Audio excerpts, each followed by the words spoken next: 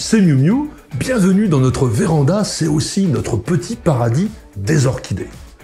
Nous sommes au mois de mars, la végétation redémarre, on a déjà des orchidées qui sont en pleine fleur, certaines se retrouvent très à l'étroit dans leur peau, et il est temps maintenant de la rempoter. Nous avons ici un phalaenopsis, c'est l'orchidée papillon. Cette orchidée est épiphyte, c'est-à-dire que dans la nature, elle pousse accrochée sur des arbres. C'est pourquoi ses racines sont très charnues et qu'elles ne vont jamais dans la terre. Nous allons donc la cultiver dans un mélange bien particulier, avec des écorces, avec de la mousse de polyuréthane, avec des fibres végétales.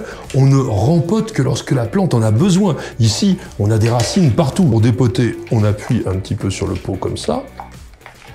Voilà. Donc j'élimine le vieux substrat. On va aussi essayer de démêler un petit peu les racines. Donc notre orchidée est parfaitement débarrassée de son vieux substrat. Notre pot, lui, a énormément de trous de drainage, c'est très important. Notre substrat étant extrêmement gros, fibreux, le drainage va se faire tout seul. Et je vais déposer mon orchidée tranquillement dans son pot jusqu'à la surface. Et il suffit ensuite donc de combler sans trop serrer. Et le tour est joué.